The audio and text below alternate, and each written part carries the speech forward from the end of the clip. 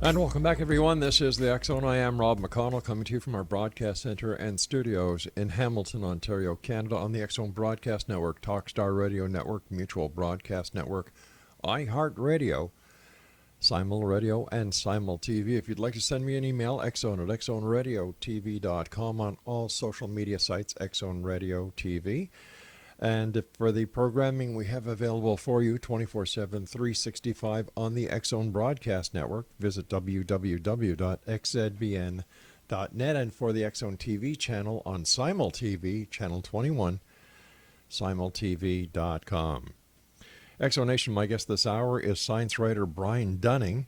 He is the author of 7 books on scientific skepticism. He is the writer and presenter of the documentary films Here Be Dragons. The website is herebedragonsmovie.com. And Principles of Curiosity. The website is principleofcuriosity.com. He has appeared on numerous radio shows and television documentaries, and also hosts the science video series In Fact with Brian Dunning.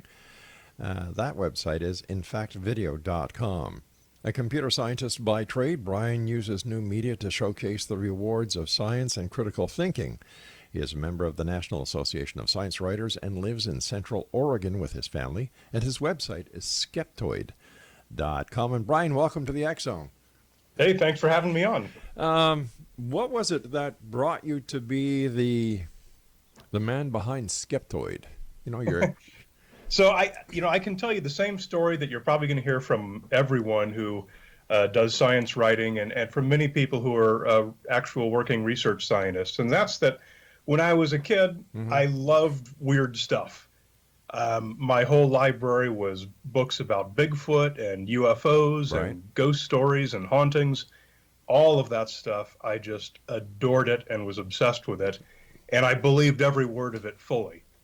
And once I got older, went to college and studied computer science and started, writing for a living, I just began to learn bit by bit that it was solving these mysteries and finding out what's really going on, which was much more interesting than kind of just the popular version of these legends. And so when podcasting became a thing around 2006, all of a sudden, here was the perfect way to combine all of my interests into one.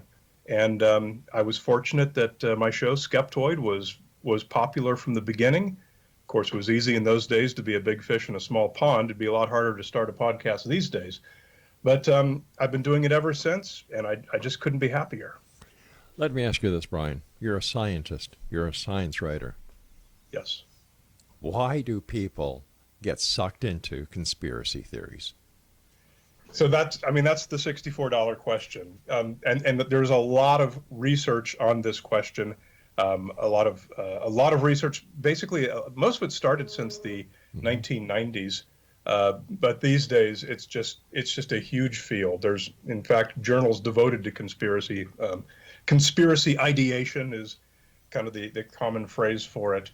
I'd say if you were to ask everyone who studies this, what is kind of the consensus on why people believe conspiracy theories, you're going to get a lot of different answers. But one kind of consensus theory or hypothesis, if you will, is that this sort of native paranoia that's at the root of conspiracy ideation is an evolved trait. And the basic example is the proto-human running across the savannah. You hear a rustling in the grass. Some of them were more paranoid and they jumped up a tree thinking it might be a saber-toothed cat. And others were more laissez-faire. They said, oh, that's probably nothing. And they walked along, and over time, enough of them did get eaten by saber-toothed cats that they became less representative in the population. And so this bit of native paranoia is a survival trait that kept us alive. And it's why animals are natively skittish. If you walk up to a wild animal, there's this native paranoia is a defense mechanism. But now here in the 21st century, we're all educated. We go to work, we go to school, we watch the news, we run around, we exist in the world and interact, and we learn how things actually work. And we learn that there's not necessarily a malevolent force behind every random event that happens. But we all have a different set of experiences through which we filter this native tendency. And so we're all at a different place somewhere along the spectrum Right. of tendency toward conspiratorial thinking. But doesn't it click with the conspiracy theory believers that there is next to no, if any, what I would call evidence to support any of these conspiracy theories? Well, yeah, but if you look and consider at what all of us believe, just in our daily life, how much of what we believe is based on evidence? Well, as a I mean, look former at all the different religions in the world that people believe passionately. That's most people's most important belief. Now, I'm a former police detective. My evidence was very real. Evidence was part of my job. I sought evidence. Sure. So evidence to me was very real. Sure. You had to follow more or less a version of the scientific method. Exactly.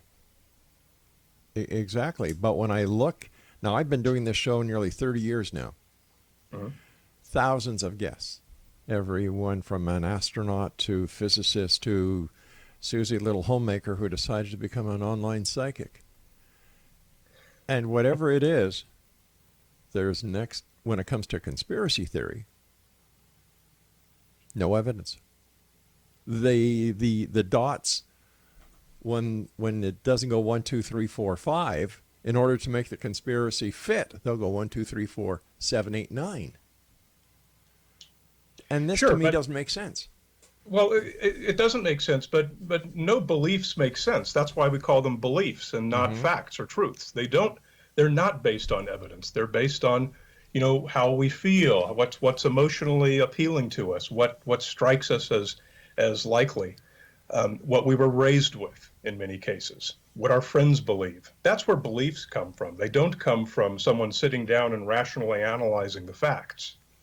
So once again, why are conspiracy theories so popular? The shadow government, New World Order, the conspiracy that the government is hiding, the proof that the extraterrestrials are here and have been since 1947, the MJ-12 papers, Bigfoot, Sasquatch, and the list goes on and on and on. Yeah. Well, a lot of these are complicated subjects, and if you were to ask the average conspiracy theory person on the street, explain the geopolitical situation in Eastern Europe, they have no idea. Right. But they have a conspiracy theory. And because that's a really simple way of embracing and wrapping your arms around a large, complicated idea. If you look at one of the most influential conspiracy theory YouTube videos, was a movie called Zeitgeist from, I don't know, about 10 years ago or so. This was made by an art student who almost never left his apartment in New York City. And yet he claimed to have, uncovered the way virtually everything in the world actually works and to have made all of these great geopolitical discoveries that nobody else knew about. Well, obviously, you're not going to do that from being an art student inside your New York City studio apartment.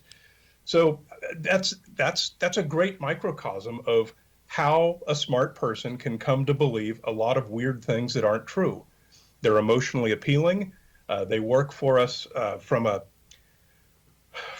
I'd say philosophical way, because it is a way that an epistemological, God, I can't say that word, perspective, that it's a way for us to know something that we otherwise wouldn't be able to know. So is it part of a social clique that we're getting into? Is it a place where we feel we belong because there's nowhere else in society where we actually fit in?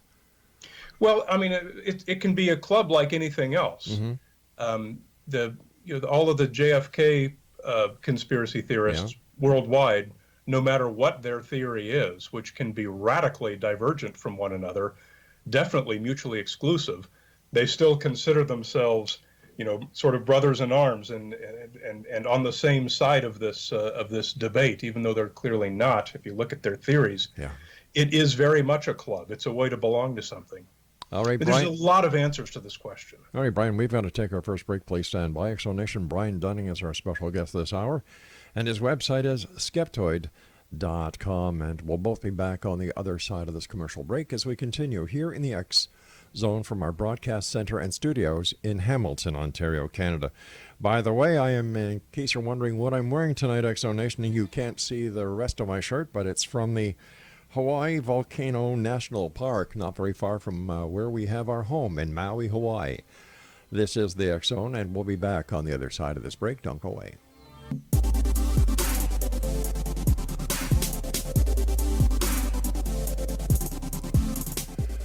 And just a quick programming note, we'd like to welcome two new hosts to the X Zone Broadcast Network, Dan and Angela Clark. They're going to be doing a show once a week that is going to air on the X Zone Broadcast Network and Simul Radio 7 days a week. The name of the show is Heart to Heart with Dr. Dan and Sister Ann, and that show, let me see, it starts airing the first week in January 2019.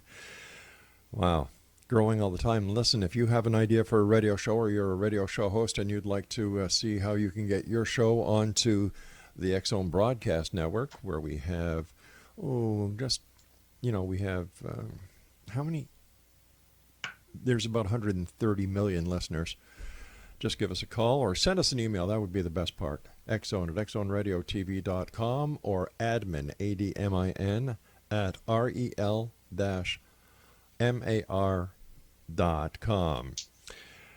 Ryan Dunning is our special guest, and his website is skeptoid.com. You know, Brian, it's conspiracy theories are a dime a dozen these days, and I'll give you an example. Last night I had a guy on the show talking about the hollow earth, and he went into great detail telling me that the hollow earth is where the original Garden of Eden is, that the continent that is down there is 16,000 miles wide.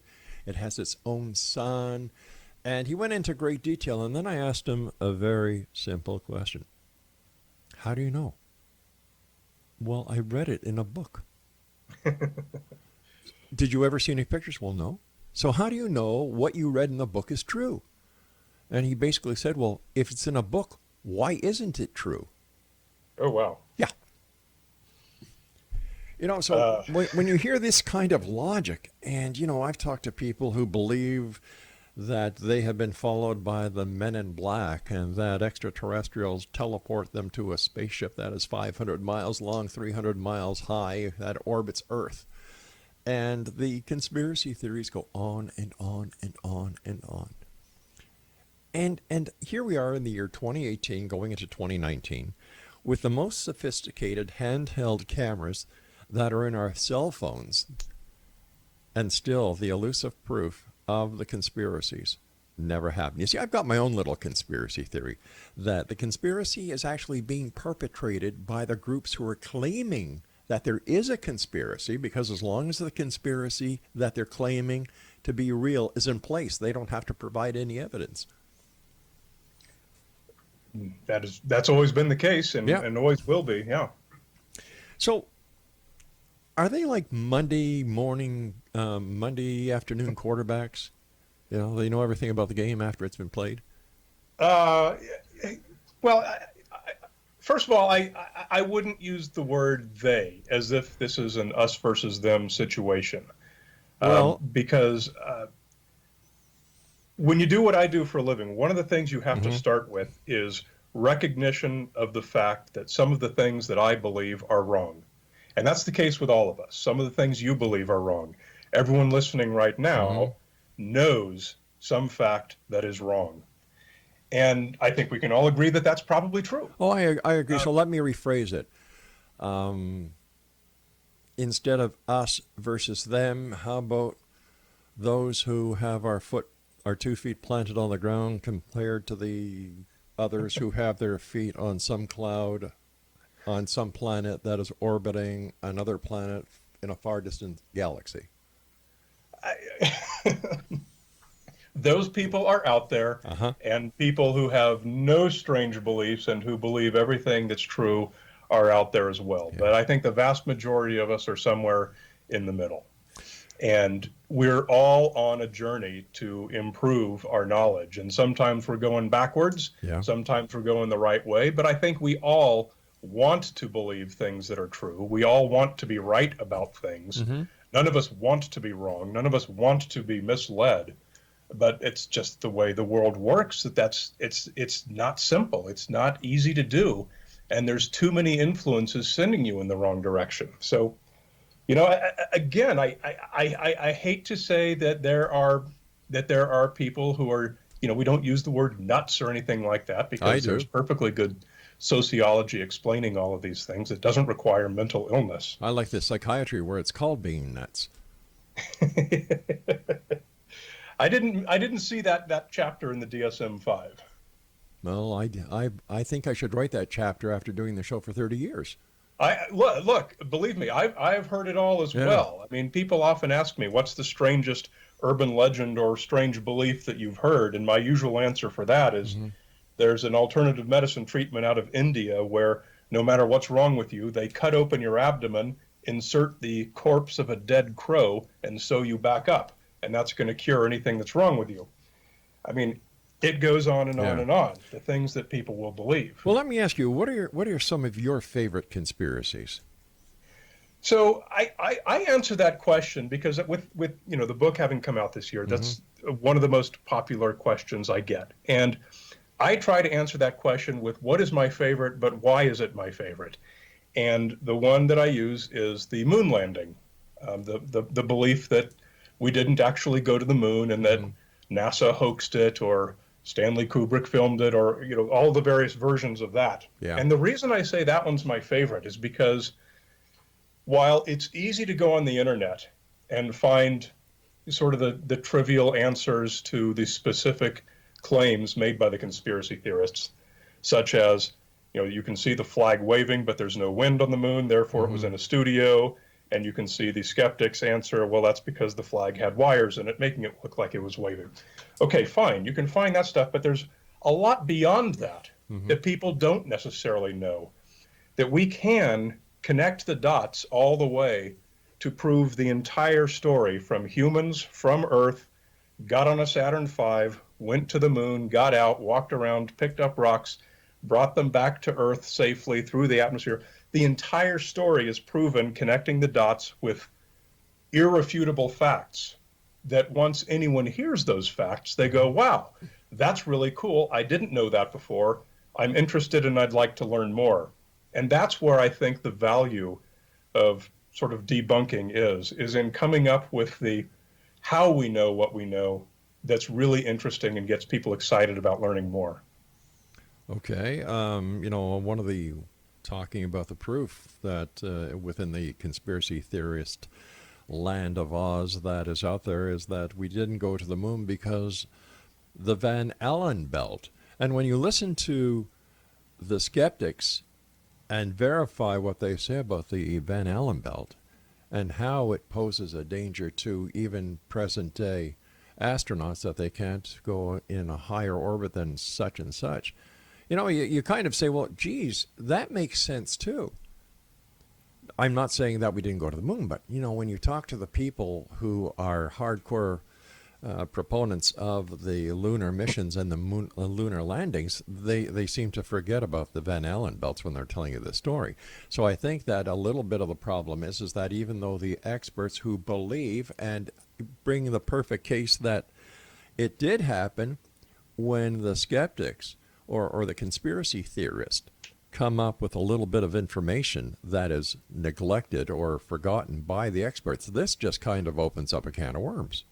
Well, it would. I mean, Yeah. I wouldn't say that's a great example, because that's certainly one of the cases I'm talking about where it's very easy to go online and find the explanation of how and why that worked. Sure. The Van Allen belts are not the same thickness. We went through a very narrow part of it. We went through it as quickly as we can, and you have to stay in it for a significant amount of time before it becomes dangerous. Now, the astronauts did all receive a high dose of radiation. I forget how many chest X-ray equivalents, but it was a risk that was well known, that was well understood. We did know how much radiation they'd be exposed to, Right. and everyone who went was still willing to do that. So, I mean, it's not danger-free. Going to the moon, nobody ever argued that it's free of dangers. Of course there are some. There's known dangers, and there's unknown dangers. That was one of the known dangers, but it was a manageable risk. So why do you think some conspiracy theories live longer than others? For example, the JFK assassination, the conspiracy theory that 9/11 was a black op. The JFK, my God, it's past 50 years, and people are still talking about how this was all part of a government conspiracy. The conspiracy with 9/11, why do they live on? Like, yeah, in fact, if we're JFK more than any other, because it's now, I believe it's about 2/3 of Americans believe that the Warren Commission report was not true. That's not only one of the most long-lived, but it's one of the most widely believed.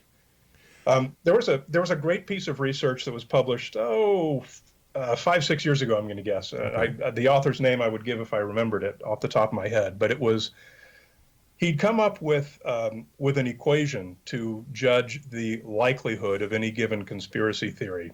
And the variables you plugged into this equation were things like how long ago did it happen, how many witnesses were there, how many people would have to be silenced to avoid breaking the news. And it was based on a whole series of actual conspiracies through history. How long did it take before they were discovered by law enforcement, the media, whoever? All right, we've got to hold it here. This is a bit of a cliffhanger. I've got to take my news break at the bottom of the hour. X Zone Nation, our guest this hour is Brian Dunning. His website is Skeptoid.com, and Brian and I will return after this news break as we continue from our broadcast center and studios in Hamilton, Ontario, Canada. I'm Rob McConnell. Don't go away.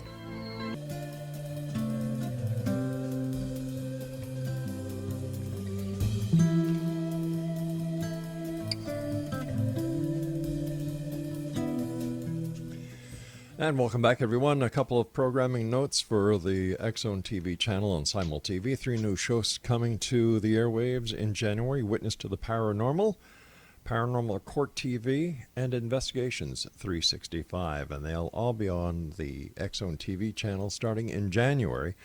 And that is channel number 21 at simultv.com. Our guest is Brian Dunning, Skeptoid.com. All right, before we went to the break, we were talking about this formula that somebody came up with when it came to conspiracies, and I'm sorry that I had to cut you off, but I do have my hard breaks. So if you can continue, I'd appreciate it. Actually, it's perfect that you cut me off because I was able to look it up. So I've got the study in front of me. This is from 2016, published by Grimes. The title is David Grimes on the Viability of Conspiratorial Beliefs, and it was in PLOS One. And so the equation was created by looking at historical conspiracy theories and how long it took before they unraveled, based on the number of people who had to be silenced and a number of other factors. And so I've got right here, let me pull it up here. Here's the table of, okay, so for the moon landing hoax, which we were just talking about, the expected failure time would be 3.68 years. So if we didn't actually go to the moon, it would have been about 3.5 years before it became revealed. And really the largest driver of that is the enormous number of people involved. I guess peak NASA employment it has listed as 411,000 people in 1965. We've got a similar number for climate change fraud. If climate change was in fact a fraud, that would unravel in 3.7 years. And of course, it's lasted a lot longer than that. And that's based on the number of scientists all around the world who've worked on it in some fashion. And it gives numbers like this for a whole list of conspiracy theories. So it's fascinating research. It's more kind of a fun gimmick.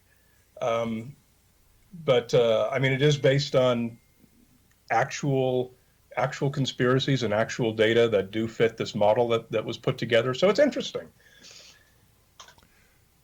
What are some of the other weird conspiracy theories? I mean, besides going to India and getting a rat put in you to cure all.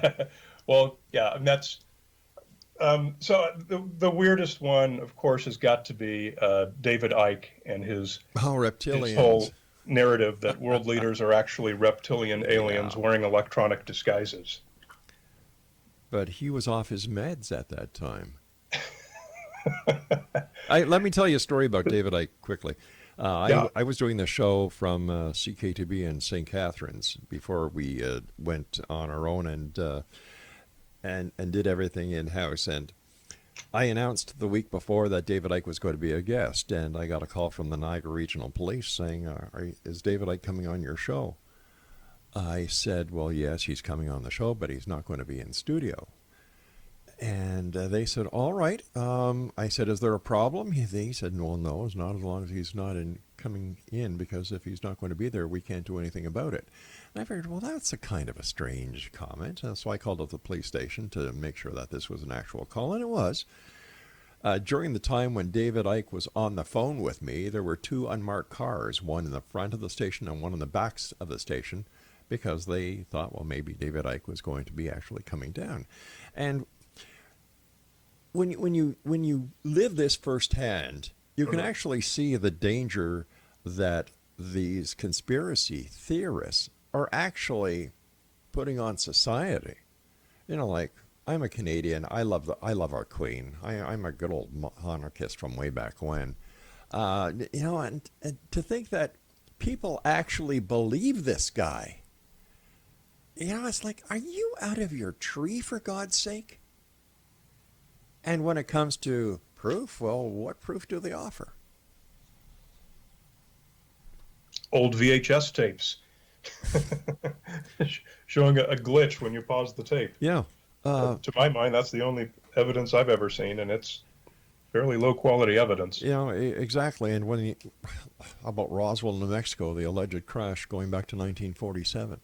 Man, I have heard that story so many times. I think that when I see the bright light come the day where it's my turn to go, I'm going to say, is this Roswell, New Mexico? Because, like, so many of the stories are all the same, except they forget one major important fact that shoots the Roswell story down in no time flat. And that is the fact that Jesse Marcel, the base intelligence officer, goes to an alleged crash site that he doesn't know what it is at this time, picks up all this material, puts it in a Jeep, and instead of going right back to the base to maintain the chain of custody and the chain of evidence, what does he do? Well, he drives home, wakes up his wife and kids, and lets them play with the material. Right then and there, that story is dead. And it remained dead. I mean, that's the thing that a lot of people don't know about that, is that was a non-story until the 1970s. Good old Stanton Friedman. Yeah, until Stanton Friedman basically created the mythology. And that's the case with so many things that become popular, like the Bermuda Triangle, exact same thing. It's an imaginative author who literally creates it out of whole cloth. Good old Charles Stanton Friedman didn't create it out of whole cloth, but he certainly guided it, putting together all of these puzzle pieces. And he did a great job. It served him very well as a group of other people who keep the conspiracy alive. Yeah. In your opinion, what role has the internet played, and what role is the internet playing when it comes to the longevity of these conspiracy theories? I was just having a Twitter debate about with somebody about that exact question before we got on. I am of the opinion, and I do believe it's a minority opinion in my field, I'm of the opinion that the internet is not making things worse. And the reason I say that is the typical claim is that, well, the internet makes it a lot easier for people to spread, YouTube videos full of crap and, all of this nonsense. However, the internet also makes good information spread more easily. So I believe the rising tide raises all boats equally. I don't think that it necessarily puts the side of science and reason at any more of a disadvantage than they've already always been at. See, my way of looking at the internet is that it's the largest septic tank that mankind has ever created, because there's more crap in it than there is anything else. That's true. Because anybody with $12 can get themselves a website, if they know how to design it themselves, a domain name, and then create this facade, this illusion on how the rest of the world perceives them. And there's no one to monitor, there's no one to vet, there's no one to make sure that these people are who they say they are. And that is, to me, is a danger. Yeah, but 100 years ago, 200 years ago, they'd have been writing pulp books that were full of just as much misinformation But and back, would have had relatively just as much of an impact on the population. not really, Now, like I because say, because it's a there's, minority opinion. I think most people disagree with me, yeah. but that's my take on that question. You know, because let's face it, during those times where the books were pulp fiction, they didn't have the ability to instantaneously rip people off for hundreds of dollars. Well, that's true, but I mean, snake oil, look at the name of snake oil products. It came from the name of an actual snake oil product. There have always been people, you know, whether it was P.T. Barnum or one of his predecessors out there looking to rip people off. Yeah. I think people are people. I think people always have been people. And I think that in every group of people, you've got all kinds of people. This is just something that I see. I mean, obviously you have about twice as much experience doing the radio show as I've got doing my podcast. Right. But, you know, I am studying one of these urban legends or one of these old stories exhaustively for 1 week to put together each show. Today, I was reading some journal articles from 1876, scientific journal articles, and they were as full of all kinds of garbage sensationalism that you would never see in a journal article today. It's surprising that you can't really look at the internet today and say, oh, that's so much worse than what media was 50 years ago, 100 years ago. I disagree 200 years with ago. you. I disagree with you. Being a member of the established media, I disagree with you. We didn't have fake news going back even 20 years ago. Everything was vetted. Everything was investigated. Now, because of the internet and what the internet is doing to the news media industry, if it don't bleed, it don't lead. And if it don't bleed, that means you're not going to get as many advertisers and listeners because one feeds the other. It's all a matter of money. Absolutely. You know, and this is what the internet has done. It's turned it into, if you'll excuse the expression, a whore's market out there. Because there is no credibility. I think the whore's market has changed. I don't think it's been created or grown. I mean, look, I read, for what I do for a living, I am always reading some old book. Yeah. And maybe it's only from the 1970s or maybe it's from the 1870s. Right. But I am constantly surprised at the low quality of news reporting. I mean, the further back you go, the worse and worse All right, it listen, gets we've got to until take our final break here. Please stand by. X Zone Nation, our guest this hour is Brian Dunning, and his website is Skeptoid.com. And we'll be back as we wrap up this hour here in the X Zone from our broadcast center and studios in Hamilton, Ontario, Canada. I'm Rob McConnell. Don't go away.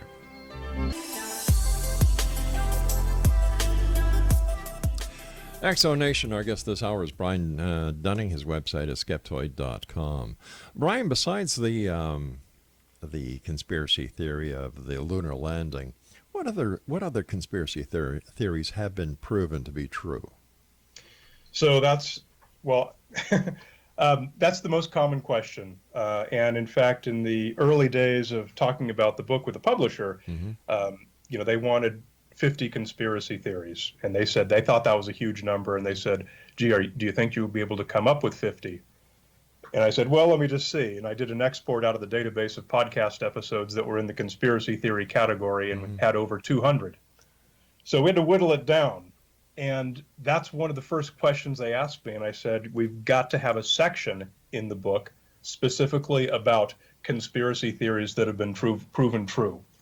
And so looking in the table of contents here, there are 1, 2, 3, 4, 5, 6. There's 6 chapters in the book. I'm going to give you one of them. And if you want to hear the others, you got to read the book. So the one I'm going to give you is numbers stations. Now, you're in radio, you must know about numbers stations. Yeah. But the basic plot is that particularly during the Cold War, and still today, although to a much lesser degree today, if you took a shortwave radio, which is a type of radio that can broadcast and receive pretty much all around the world in ideal conditions.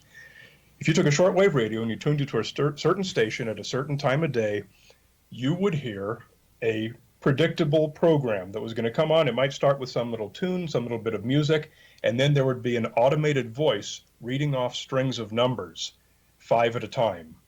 It would repeat each string once, and it would go on the next string of 5 numbers. And it might do this for several minutes. It might do this for several hours. So the conspiracy theory, sort of the tinfoil hat version, was, oh, this is government sending instructions to spies.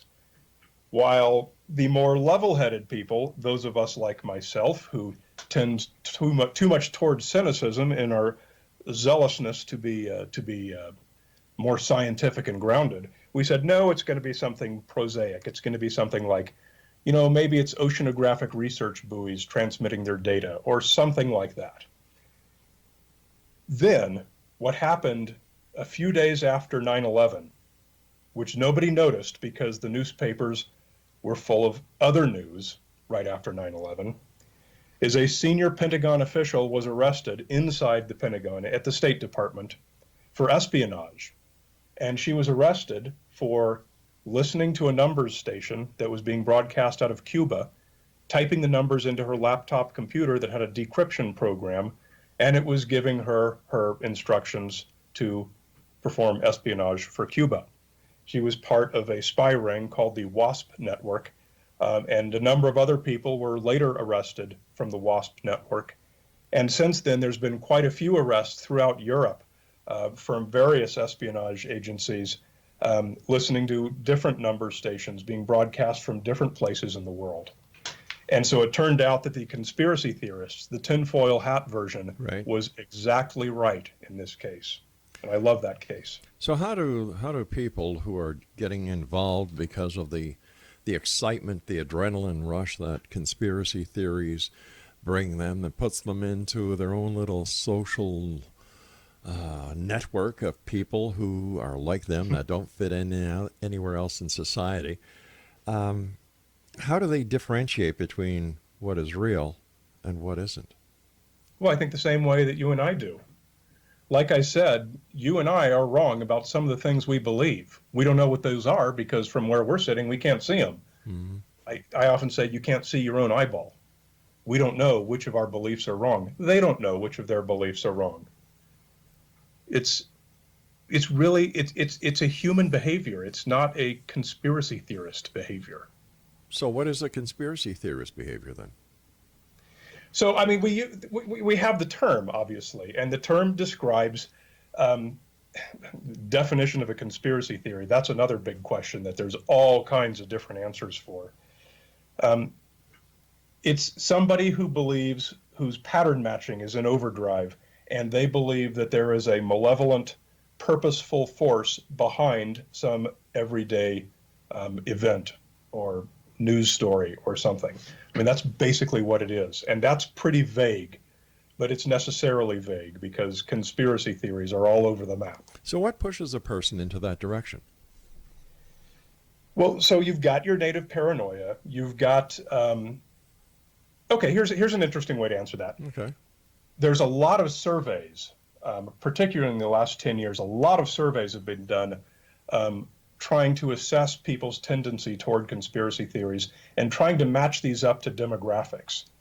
And you'll often hear, like, conservatives will also say, oh, liberals are all conservative conspiracy theorists. Mm-hmm. Like, Bernie Bro and the Koch brothers are behind all the evil in the world.